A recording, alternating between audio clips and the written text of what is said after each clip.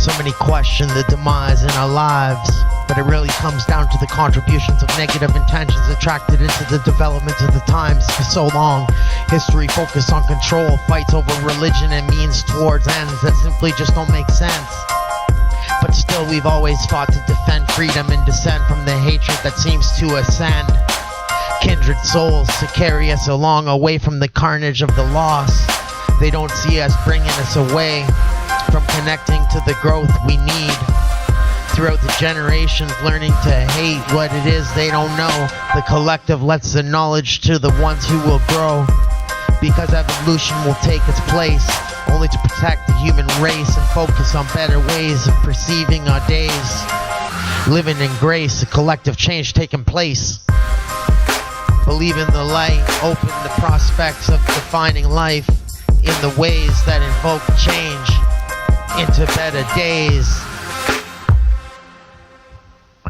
Living in grace, collective change taking place, constantly gaining strength, even though there's always been the dark.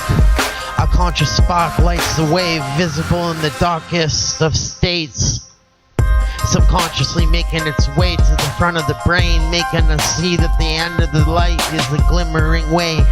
Brighter it gets towards the path, the darkness always surrounds the light. The brighter it gets, the attention stronger from the dark. Fearful of being smugged out, but still the light can never be put out. Our choices can always brighten the light, even the choice can spark the flow, emptying our lives of any chaos and giving us a better start. State of mind is a wondrous thing, the mind catching wind at any time, firing up the image of change. Nothing can change that choice of change, and no matter where in life, at any time, the tide can change. The choice of consciousness, subconsciously, consciously, prospects of intention attracted into our lives, can focus on anything better than the worst, that the situation may seem hopeless. And at its wit's end, positivity is always something the mind can defend. Believe in the light, open to the prospects of defining life, and all the ways that invoke change into better days. Locked up at one point, life looked pretty grim.